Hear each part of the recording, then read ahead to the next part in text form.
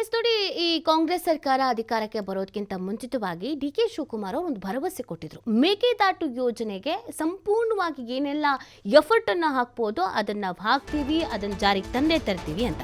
Finally DCM ಡಿ.ಕೆ.ಶಿ ಕನಸಿನ ಯೋಜನೆಗೆ ಕಡೆಗೂನು ಸ್ಥಳ ನಿಗದಿಯಾಗಿದೆ. ಬಹುನಿರೀಕ್ಷಿತ ಮೇಕೆದಾಟು ಯೋಜನೆಗೆ ವರದಿ ಸಿದ್ಧಾಗಿದೆ. ಅಣೆಕಟ್ಟುಗೆ ಜಾಗ ಅಂತಿಮಗೊಳಿಸಿರುವಂಥದ್ದು ಕಾವೇರಿ ನೀರಾವರಿ ನಿಗಮ. ಮೇಕೆದಾಟು ಸಂಗಮದಿಂದ 2 ಕಿಲೋಮೀಟರ್ ದೂರದಲ್ಲಿ ಡ್ಯಾಂನ ನಿರ್ಮಾಣ. ಕೇಂದ್ರಕ್ಕೆ ವಿಸ್ತೃತ ವರದಿಯನ್ನು ಸಲ್ಲಿಸಿರುವಂಥದ್ದು ರಾಜ್ಯ ಸರ್ಕಾರ. ಅರ್ಕಾವತಿ ಕಾವೇರಿ ಸಂಗಮ ಸಮೀಪ ಈ ಯೋಜನೆ.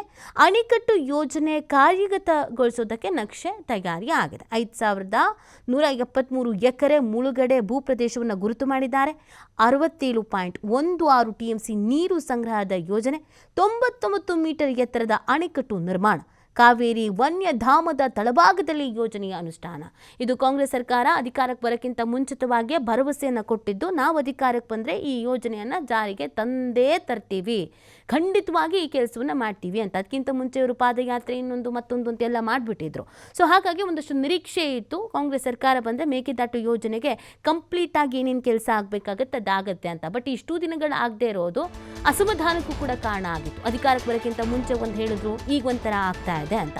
ಇದೀಗ ಯೋಜನೆ ಜಾಗಕ್ಕಾಗಿ ಕೇಂದ್ರ ಪರಿಸರ ಇಲಾಖೆಗೆ ರಾಜ್ಯದ ಮನವಿ.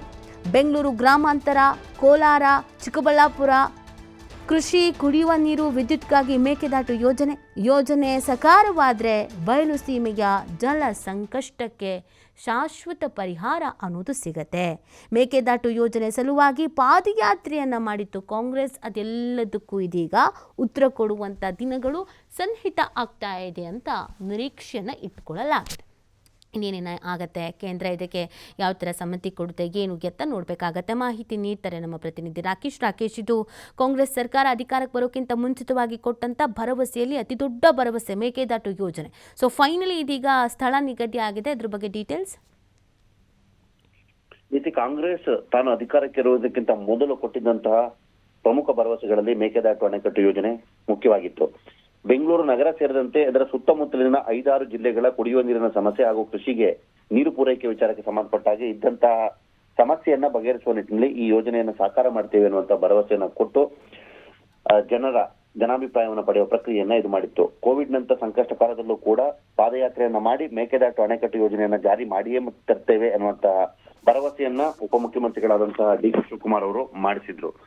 ಈಗ ಆ ಎಲ್ಲ ಭರವಸೆಯ ಹಂತ ದಾಟಿ ಯೋಜನೆ ಅನುಷ್ಠಾನಕ್ಕೆ ಅವಕಾಶ ಸಿಕ್ಕಿದೆ. ಕಾವೇರಿ ಟ್ರಿಬ್ಯುನಲ್ನಿಂದಲೂ ಕೂಡ ಅವಕಾಶವನ್ನು ಪಡೆದಿರುವಂತಹ ರಾಜ್ಯ ಸರ್ಕಾರ ಈಗ ಅಣೆಕಟ್ಟು ಯೋಜನೆಯನ್ನು ಸಾಕಾರ ಮಾಡೋದಕ್ಕಿರುವಂತಹ ವರದಿಯನ್ನು ಸಿದ್ಧಪಡಿಸಿದೆ. ಮೇಕೆದಾಟು ಅಣೆಕಟ್ಟು ಯೋಜನೆಗೆ ಇದ್ದಂತಹ ಎಲ್ಲ ರೀತಿಯಾದಂತಹ ಕಾನೂನು ತೊಡಕುಗಳನ್ನ 3 ರಾಜ್ಯಗಳು ಟ್ರಿಬ್ಯುನಲ್ ಮುಂದೆ ಇಟ್ಟು ಪರಿಹಾರ ಮಾಡಿಕೊಳ್ಳಿ, ಯಾರಿಗೂ ಸಮಸ್ಯೆ ಆಗದ ರೀತಿಯಲ್ಲಿ ಯೋಜನೆಯನ್ನು ಅನುಷ್ಠಾನ ಮಾಡಿಕೊಳ್ಳೋದಿದ್ರೆ ಅದಕ್ಕೆ ನಮ್ಮ ಅಭ್ಯಂತರ ಇಲ್ಲ ಅನ್ನುವಂತ ಮಾತನ್ನ ಈ ಕಾವೇರಿ ನದಿ ನೀರು ವಿವಾದದ ಸಿದ್ಧತೆಗೋಸ್ಕರ ಅದರ ಪರಿಹಾರಕ್ಕೆ ಇದ್ದಂತಹ ಸಮಿತಿ ಕೂಡ ತಿಳಿಸಿತ್ತು. ಈ ಹಿನ್ನೆಲೆಯಲ್ಲಿ ಈಗ ರಾಜ್ಯ ಸರ್ಕಾರ ತಾನು ಮೇಕೆದಾಟು ಯೋಜನೆಗೆ ಅಗತ್ಯವಿರುವ ಸ್ಥಳವನ್ನ ಗುರುತಿಸಿ ವರದಿಯನ್ನು ಸಿದ್ಧಪಡಿಸಿದೆ. ಮೇಕೆದಾಟು ಅಲ್ಲಿನ ಸಂಗಮ ಅಂದ್ರೆ ಅರ್ಕಾವತಿ ಮತ್ತು ಕಾವೇರಿ ಕೂಡುವ ಜಾಗದಲ್ಲಿ ಅಲ್ಲಿಂದ 2 ಕಿಲೋಮೀಟರ್ ಮುಂದಿರುವಂತಹ ಪ್ರದೇಶವನ್ನ ಅಣೆಕಟ್ಟು ಯೋಜನೆಗೆ ಸ್ಥಳ ನಿಗದಿಯನ್ನು ಮಾಡಲಾಗಿದೆ.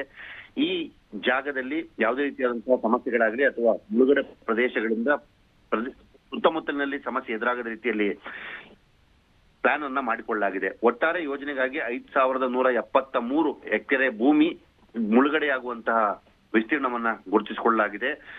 ಇಲ್ಲಿ ಪಕ್ಕದಲ್ಲೇ ಕಾವೇರಿ ವನ್ಯಧಾಮ ಇರೋದ್ರಿಂದಾಗಿ ಅಲ್ಲಿಗೂ ಕೂಡ ಯಾವುದೇ ಸಮಸ್ಯೆ ಆಗದ ರೀತಿಯಲ್ಲಿ ನೋಡಿಕೊಳ್ಳುವುದಾಗಿ ಭರವಸೆಯನ್ನ ಕೂಡ ಕೊಟ್ಟಿದೆ. ಈಗ ಈ ಗುರುತಿಸಿರುವ ಜಾಗಕ್ಕಾಗಿ ಕೇಂದ್ರದ ಪರಿಸರ ಇಲಾಖೆಯಿಂದ ಅನುಮೋದನೆಯನ್ನ ಪಡಿಬೇಕಾಗತ್ತೆ. ಬಹುತೇಕ 5,000ಕ್ಕೂ ಹೆಚ್ಚು ಎಕರೆ ಪ್ರದೇಶ ಮುಳುಗಡೆಯ ಪ್ರದೇಶ ಅಂತ ಗುರುತಿಸಿರೋದ್ರಿಂದಾಗಿ ಇಲ್ಲಿ ಪ್ರಾಣಿ ಸಂಪತ್ತು, ಪರಿಸರ ಸಂಪತ್ತಿನ ಮೇಲೆ ಆಗುವಂತಹ ಪರಿಣಾಮಗಳ ಮೇಲೆ ಮುಂದಿನ ಕ್ರಮಗಳನ್ನ ಹೇಗೆ ಕಳ್ಕೊಳ್ಬಹುದು, ಪರಿಹಾರ ರೂಪದಲ್ಲಿ ಯಾವ ರೀತಿ ಬದಲಾವಣೆಯನ್ನ ಮಾಡಬಹುದು ಅನ್ನೋದ್ರ ಬಗ್ಗೆ ಕೂಡ ವರದಿಯಲ್ಲಿ ಉಲ್ಲೇಖಿಸಲಾಗಿದೆ. ಇವೆಲ್ಲದಕ್ಕೂ ಕೂಡ ಪರಿಸರ ಇಲಾಖೆ ಪರ್ಮಿಷನ್ ಅನ್ನ ಪಡಿಬೇಕಾಗಿರೋದ್ರಿಂದಾಗಿ ಅಲ್ಲಿಗೆ ಈ ವರದಿಯನ್ನ ಕಳಿಸಿಕೊಡಲಾಗಿದೆ. ಉದ್ದೇಶಿತ ಯೋಜನೆ ಪ್ರಕಾರ 99 ಮೀಟರ್ ಉದ್ದದ ಅಣೆಕಟ್ಟನ್ನ ಇಲ್ಲಿ ಕಟ್ಟೋದಕ್ಕೆ ಪ್ಲಾನಿಂಗ್ ಅನ್ನ ಮಾಡಲಾಗ್ತಾ ಇದೆ. ಈ ಯೋಜನೆ ಸಾಕಾರವಾದ್ರೆ 67 ಟಿಎಂಸಿ ನೀರನ್ನ ಸಂಗ್ರಹಿಸುವಂತಹ ಸಾಮರ್ಥ್ಯ ಇದಕ್ಕೆ ಸಿಗಲಿದೆ.